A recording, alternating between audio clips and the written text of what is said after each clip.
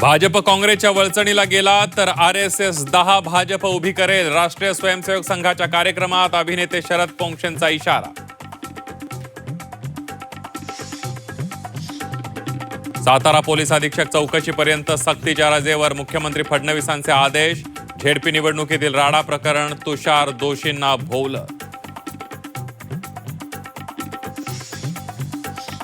मुख्यमंत्री देवेंद्र फडणवीस आणि उपमुख्यमंत्री एकनाथ शिंदेंमध्ये वर्षावर बैठक. मुंबईच्या महापालिकेच्या नव्या आयुक्तांसंदर्भात चर्चा झाल्याची सूत्रांची माहिती. अश्विनी भिडे, असीम गुप्ता यांचं नाव आघाडीवर. अशोक खरातचा पुस्तकात देखील उदो उदो आसामी नामकरण आत्मचरित्र वादाच्या भोवऱ्यात. भोंदू खरातचा सिद्ध पुरुषाचा उल्लेख. लाल दहशतीमुळे विकास खुंटला. आता शस्त्र उगारणाऱ्या प्रत्येकाचा हिशोब होणार. लोकसभेतून गृहमंत्री अमित शहांचा नक्षलवाद्यांना इशारा.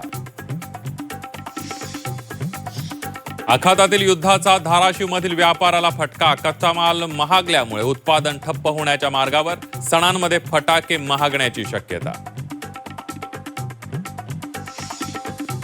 लातूरच्या आशिव गावामध्ये 900 घरांना पाईप गॅस टंचाईतही आशिवचे ग्रामस्थ निर्धास्त.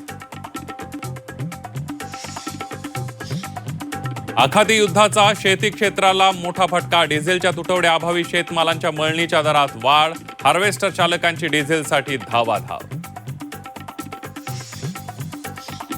नाशिकच्या दिंडोरी वनपरिक्षेत्रात बिबट्याचे 3 बछडे आढळले. 3 पैकी 1 बछडा पांढऱ्या रंगाचा. महाराष्ट्रात पांढऱ्या बिबट्याची पहिली नोंद.